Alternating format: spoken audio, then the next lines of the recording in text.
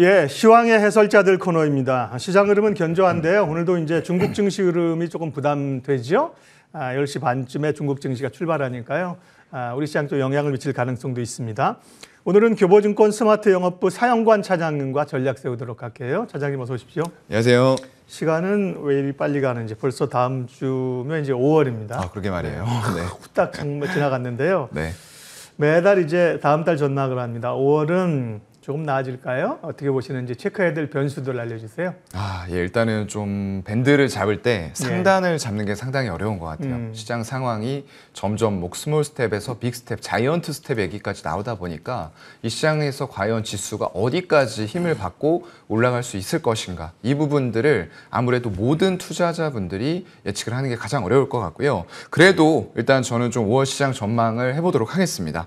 코스피 밴드는 하단 한 2,600 정도로 잡고 있고요. 상단은 2,780, 한 180포인트 정도의 밴드를 열어놓고 있는 상황이고요. 코스닥 쪽의 기술주들 포진이 많이 돼 있는데 그쪽은 한 870에서 930까지 60포인트에 좀 움직일 수 있는 여력들을 만들어보고 대응을 하면 어떨까라고 좀 생각을 해보겠습니다.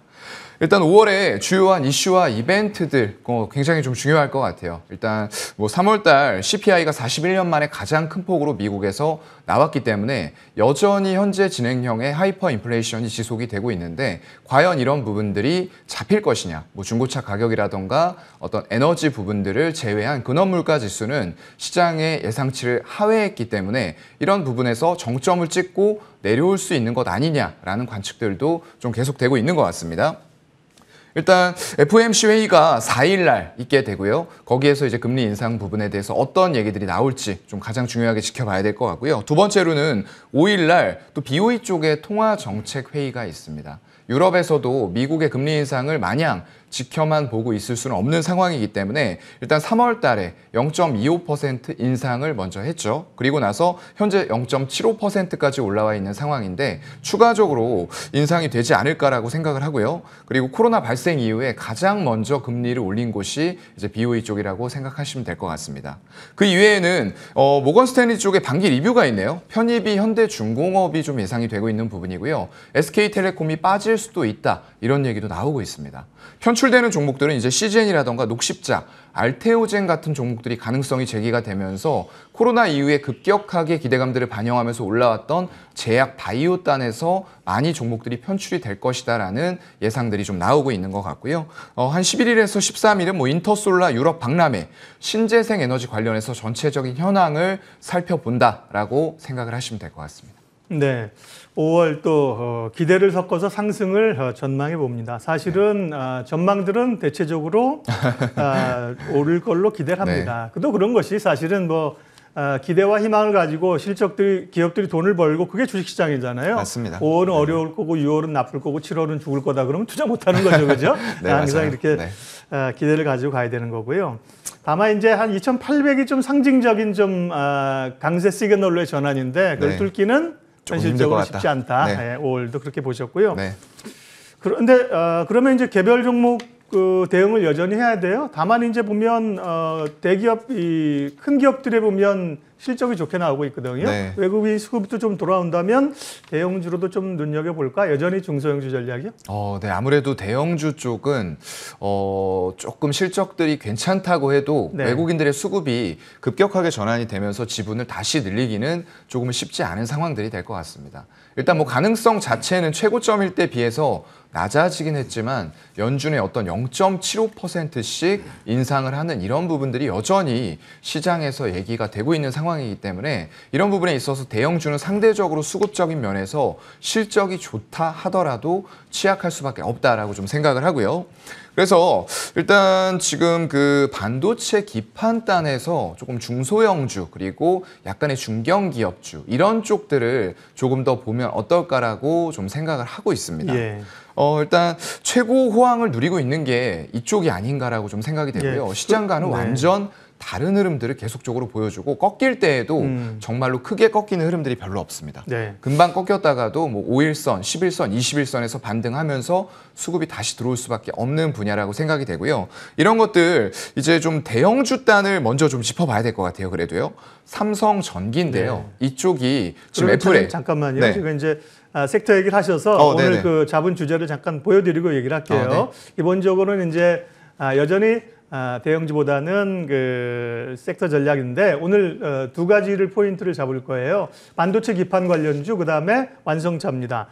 사실은 어려운 가운데도 뭐 심팩을 포함해서 코리아 서키트, LG노텍 반도체 기판주가 잘 나가다가 요즘 좀 네. 주춤하기도 한 것 같은데요. 맞아요. 삼성전기가 또 이 애플 쪽으로 노트북이나 태블릿 쪽에 기판 납품만 다른 재료로 또 떠오르는데요. 네, 기판 얘기 좀 해주십시오. 네, 좀 이어서 말씀을 드리면은 일단은 매개 애플 쪽 매개 연내 9종 이상이 출시가 될 것으로 좀 전망들을 하고 있고요. 네. 이게 이제 시리즈 탑재용인데 M2 프로세서라고 합니다. 애플 M1에도 삼성전기가 공급을 했었던 레퍼런스를 가지고 있고요. 그대로 이어받아서 기술력을 인정받아서 M2까지 공급을 하게 되는 이런 수순으로 왔습니다. 지금 애플은 M2 프로세서 기반으로 해서 제품군을 굉장히 공격적으로 확대하려는 움직임들을 보여주고 있는 상태고요. 이게 곧 삼성전기에는 안정적인 수익원을 확보할 수 있는 그런 길이 되겠죠. 그래서 불투명한 시계 속에서도 향후에 이런 반도체 패키지 기판 쪽이 상당히 안정적인 수익원을 확보하는 핵심 먹거리 쪽으로 업계에서는 부상이 되고 있는 그런 움직임입니다.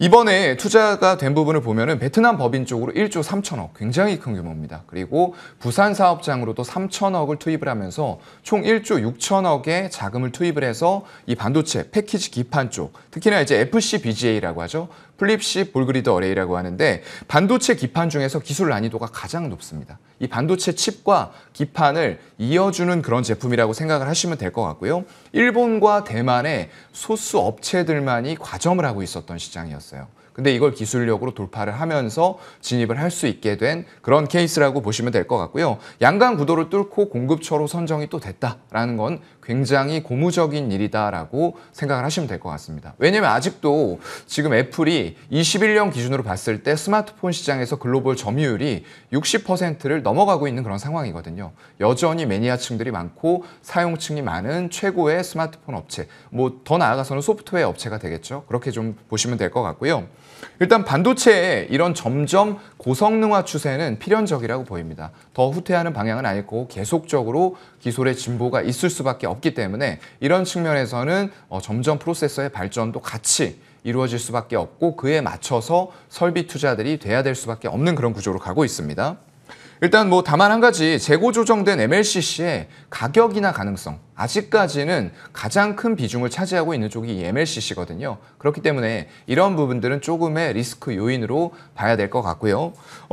일단 LG 이노텍이 또 하나 있습니다. 이쪽은 지금 FC BGA 아까 말씀드렸던 쪽으로 이사회 승인하면서 4,200억 투자 규모의 생산 시설을 갖추겠다라고 발표를 했죠. 원래 애플이랑 하면 LG 유노텍이잖아요. 맞아요. 네. 근데 이제 애플 쪽에 걸쳐 있기는 했었는데 이걸 FC BGA 쪽은 아직까지는 어떤 집중적으로 하는 그런 분위기는 아니었거든요. 네. 그런데 이 시장의 규모가 점점 더 커질 거라고 판단을 했던 거죠. 그렇기 때문에 이런 대규모의 역시나 삼성전기 대비해서는 아직까진 작은 규모지만 시장 상황 봐가면서 증설도 가능하다라고 또 언급들을 했습니다.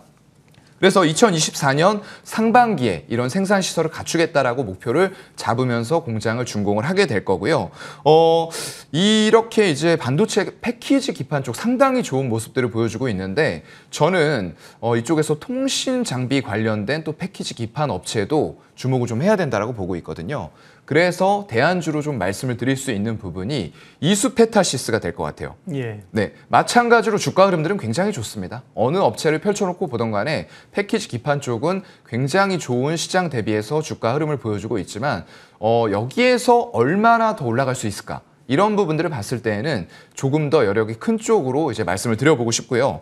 이수 페타시스, PCB 제조 판매하는 주요 사업을 하고 있고 이수 엑사보드라는 또 자회사를 가지고 있습니다. 경쟁사는 코리아 서킷이나 인터플렉스 정도가 될 거고요. IT 기술 아까 말씀드렸던 대로 고도화, 첨단화가 되고 있는 분위기에서 필수적으로 필요한 부분이고 디스플레이 수요가 점점 더 증가하면서 PCB 쪽의 수요도 늘어날 수밖에 없는 그런 시장 환경으로 가고 있는 거죠.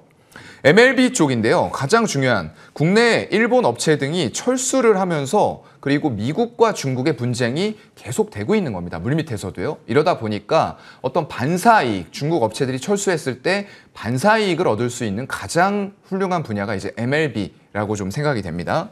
이 부분은 구조 조정이 끝났기 때문에 우월적인 지위를 가지고 있다라고 볼 수밖에 없어요. 그래서 리포트들이 나왔던 게 2019년도에 심텍과 비슷한 시장 환경을 가지고 있는 업체다라는 리포트도 나왔었죠. 이 업체는 이제 서버하고 통신 장비 쪽으로 좀 연결이 된다고 보시면 될 것 같은데요. 그쪽에 업그레이드 수요가 워낙에 탄탄하게 뒷받침을 해주고 있고 지금 우리나라에서 가장 빠르게 5G를 선점을 하면서 시장에서 세계 최초로 상용화를 시켰지만 굉장히 영토의 크기가 작습니다. 그렇기 때문에 점점 더 빠른 이런 통신망을 써야 될수록 점점 넓은 영토를 가지고 있는 곳에 더 많이 설치가 될 수밖에 없는 구조거든요. 그렇다고 하면은 미국이라던가 유럽 이런 쪽들 우리나라 영토에 단순 비교했을 때 100배 정도가 됩니다. 기지국이 100배 이상 들어가야 된다는 거예요.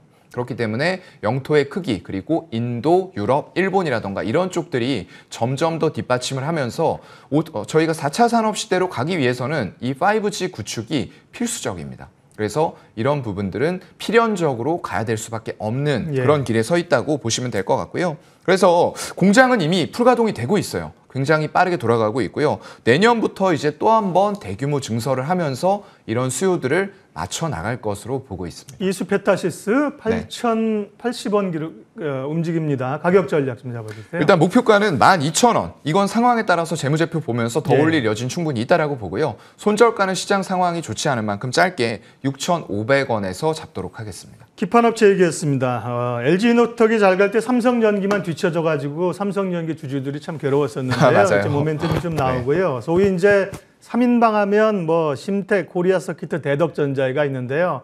4인방 하면 또 들어가는 게 이수페타시스인데 차장님은 이수페타시스를 선택의 문제예요. 그죠? 업황이 좋아지면 이제 같이 좋아지는데요. 이수페타시스 봤고요. 두 번째 이슈가 완성차입니다.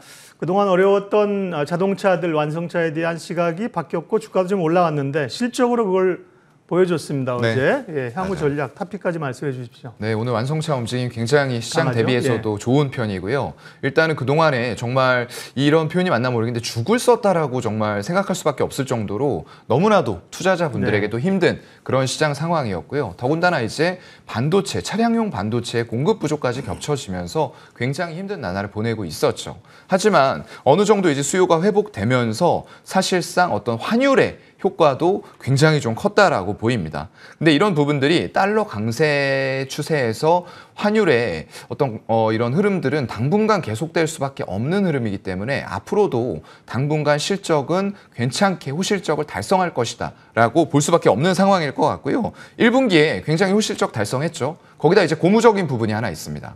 전기차, EV 쪽의 비중이 6.2%까지 올라왔다는 거예요. 굉장히 급증한 수치라고 볼 수가 있을 것 같고요. 향후에 점점 더 어떤 환경적인 규제라던가 정책 부분들에 있어서 이 속도는 더 빨라질 수 있겠다라고 생각을 해볼 수가 있습니다. 어떤 뭐 형만한 아우 없다라는 얘기도 있는데 지금 상황에서는 어떤 수소차단을 갑자기 중지한 현대차 그룹, 뭐 같은 그룹사라고 볼 수 있지만요. 현대차보다는 어떤 기아 쪽의 주가 탄력이 더 생길 수 있는 구간으로 접어들었다라고 볼 수밖에 없을 것 같아요. 뭐 컨센서스를 일단은 굉장히 높은 수준으로 기아가 상회를 했는데 현대차도 물론 상회를 했습니다. 이제 17% 정도를 상회했지만 어떤 기아 쪽의 탄력이 더 좋다라고 볼 수밖에 없는 건 아까 말씀드렸던 EV의 비중이 더 빠르게 늘어나고 있는 이런 부분들 보시면 될 것 같고요.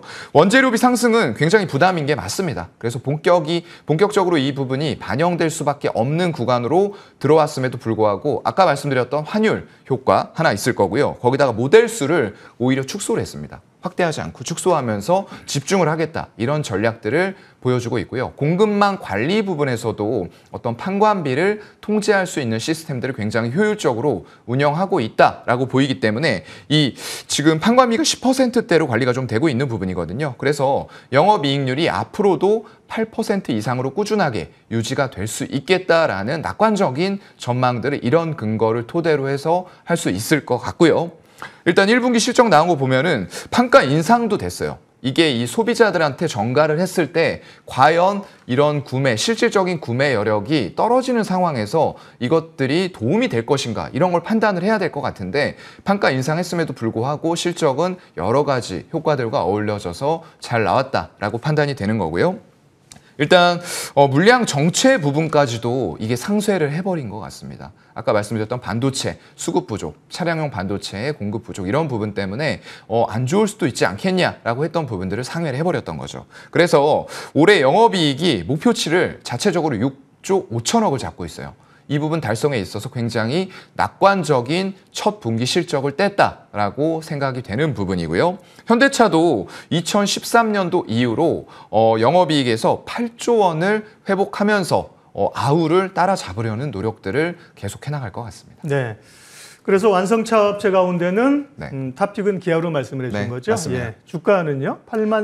단기적으로 좀 사실 많이 올라왔는데요. 네. 기아가 더 빨리 움직였던 이유가 사실 실적으로 나타납니다. 기아 목표가 좀 잡아주세요. 맞습니다. 실적 부분 반영이 된 건 맞지만 네. 추가적으로 분명히 상승 여력, 아까 말씀드렸던 EV의 확대 속도 이런 부분들이 있기 때문에 1차 목표가 10만 원 잡도록 하겠고요. 손절가는 6만 3천 원 잡도록 하겠습니다. 예, 오늘 기판 업체 분석을 했고요. 이수 페타시스 그리고 자동차 완성차 가운데는 기아 말씀해 주셨습니다. 두 종목 탑픽으로 꼽았습니다. 시장의 해설자들 교보증권 사영관 차장님 함께했습니다. 고맙습니다. 고맙습니다.